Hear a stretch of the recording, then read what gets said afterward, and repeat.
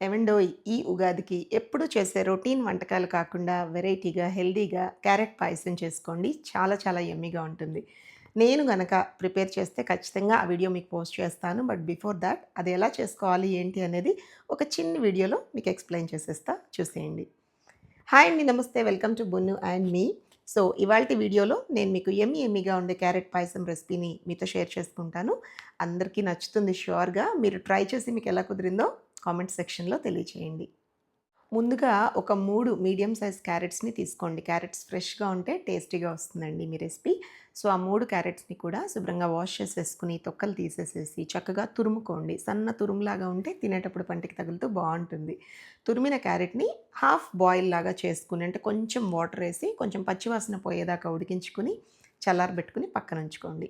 తర్వాత ఒక non stick pan తీసుకోండి. అందులో ఒక 4-5 స్పూన్లంత నెయ్యి వేసుకొని, ఒక 2-3 స్పూన్ల డ్రై ఫ్రూట్స్ చాప్ చేసుకొని, దోరగా వేయించుకొని పక్కన పెట్టుకోండి. మళ్ళీ డ్రై ఫ్రూట్స్‌లో ఏమెయ్యాలక్కా అని అడక్కండి. మీ ఇష్టం అండి టోటల్లీ. జీడిపప్పు, బాదం పప్పు, కిస్మిస్, కిస్మిస్‌లో కూడా బ్లాక్ ఉంటాయి. వైట్ కలర్ కిస్మిస్ ఉంటాయి. టోటల్లీ ఆప్షనల్ అనమాట. ఇవన్నీ కూడా ఫ్రై చేసుకొని పక్కన పెట్టుకోండి. తర్వాత అదే పాన్‌లో మనం ఉడికించి పక్కన పెట్టుకున్న క్యారెట్ తురుము ఉంది కదండీ! అది కూడా ఒక్క 2-3 నిమిషాల పాటు ఆ నెయ్యి వాసన పట్టేటట్టు దోరగా ఫ్రై చేయండి. సో దట్ కాస్తో కూస్తో పచ్చి వాసన ఉంటే పోతుంది.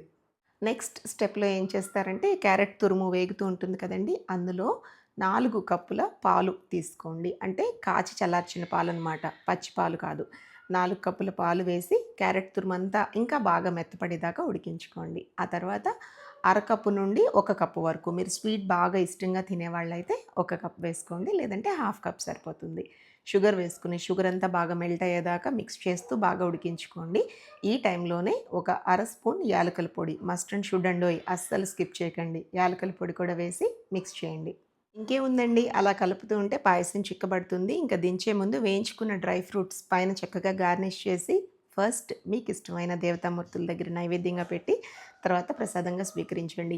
ఇక్కడ ఒక చిన్న టిప్ చెప్తానండి. Secret tip. నేను మా ఇంట్లో యూజ్ చేసేదనమాట. మిల్క్ మేడ్ ఉంచుకోండి ప్రతిసారి మీ ఇంట్లో. ఎప్పుడైనా సరే పాయసాలు చేసేటప్పుడు ఒక్క స్పూన్ ఆర్ 2 స్పూన్ల మిల్క్ మేడ్ వేస్తే ఆ టేస్ట్ నెక్స్ట్ లెవెల్ అంతే. అందరూ అడుగుతారు, "ఏంటి నీ పాయసం ఇంత యూనిక్‌గా, ఇంత టేస్టీగా, ఇంత క్రీమీగా ఉంది. ఏం వేశావని?" చెప్పకండి. చేసి చూపిచ్చండి. రెసిపీ నచ్చిందా మరి? ఇలాంటి సింపుల్ అండ్ స్వీట్ రెసిపీస్ కోసం నన్ను ఫాలో అవ్వడం మర్చిపోవద్దు. ఫాలో అవ్వడం అంటే ఏంటి? నా ఛానల్‌ని సబ్స్క్రైబ్ చేసుకోండి. నా కంటెంట్ జెన్యూన్‌గా మీకు నచ్చితే నా వీడియోని లైక్ చేసి ఫ్రెండ్స్ అండ్ రిలేటివ్స్‌తో వీడియోని షేర్ కూడా చేయండి. ఉండనా మరి? Thank you for watching.